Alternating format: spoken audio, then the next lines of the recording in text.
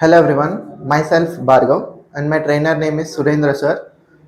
We are going to discuss about abstraction in Java. So, what is abstraction? Abstraction is the process of hiding implementation and only showing the necessary details to the user. Abstraction is achieved through two ways: abstract class and interfaces.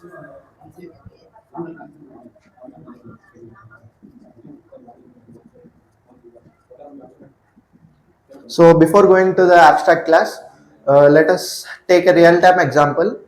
When we are driving a car, we know how to like steer the vehicle, use the pedals and use the gear shifters, but we don't know how the engine works or the brake pedal mechanisms.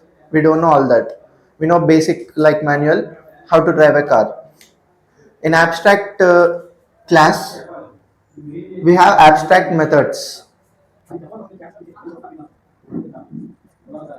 So first abstract class, we declare abstract class using abstract keyword.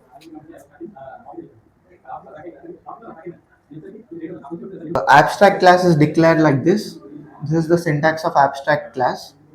Class can have uh, mixed of abstract methods and concrete methods.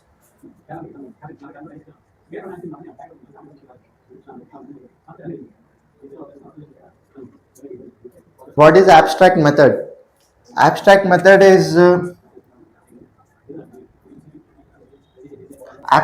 is also prefixed with abstract. Like abstract method is declared like this. Uh, this do not have any implementation. Abstract methods do not have any implementation, and the rule of abstract method is we must use semicolon after that abstract method. Coming to concrete methods, in abstract class, abstract method and both concrete methods can be used. Concrete method is a normal method we use in a class.